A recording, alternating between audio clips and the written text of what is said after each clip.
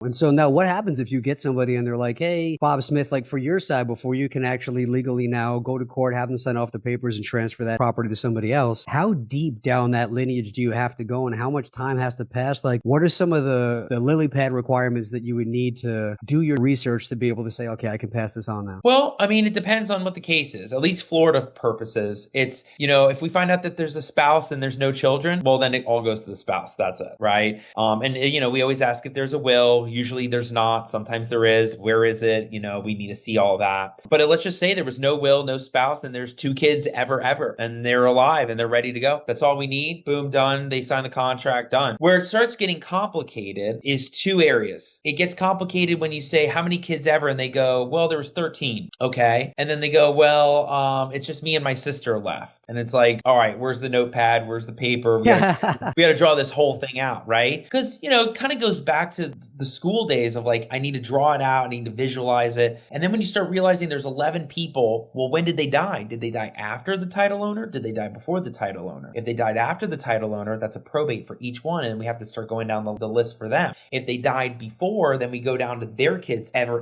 or lineal descendants. And that's it. So there's that could end up being a big dilemma. But the one that people also don't know about is the post probates. So like the multiple probates. So you may find a property, Nick, and you're like, all right, we got one probate to do. Let's get it to Al. And then when you bring it to me, I'm like, okay, lady died. She had two kids ever. The kid died after her, had a spouse who died after him. And then when she died, she had two kids, and those two kids died after she. It's like as soon as you start going down this line of they died after them, that died after them, that died after them, now you have like 6-7 probates. And then at that point, that's when you kind of asked me in the beginning, how do we know if it's a deal? Well, if you factor in how much that's going to cost, and you know how much your end buyer's coming in, and you're making this as an assignment, or you're doing the rehab, or you're going to list it, do your numbers work, right? So all of this kind of comes into play. It's like, how deep does this go? Plus, how much spread do I have? Equals, does this deal even make sense for us to do? Yeah, so I was going to ask you, like, what are some symptoms that would tell you, like, hey, this might be a good probate deal? But if I'm hearing you right, it's not one of those things where you can really uncover with a phone call. You have to kind of get the paperwork done, then you have to bring it over to somebody like you, and then you have to really go in and come back and say you either have like an opportunity on your hands or you have a really big bill and a lot of work. Is it still worth it? And it's kind of, I guess, a lot of that is uncovered during the due diligence period. Yeah, there's so much that's uncovered. Sometimes so many variables and questions that we'll have, you know, because if it starts, you know, the usual easy, plain vanilla ones, no problem. I mean, those are the ones that are simple, cookie cutter, done. But it's when you start hearing, well, wait, this is getting a little bit more complicated. You know, this is going to end up being the big one, right? The big probate is going to end up being really expensive. It's a little land deal. Does it even make sense? No. But if it's a house, it's like, okay, well, you know, how distressed is it? You know, what's the end buyer coming in at? Are you listing it? What's the price? Is there a mortgage? Is there a reverse mortgage? Like,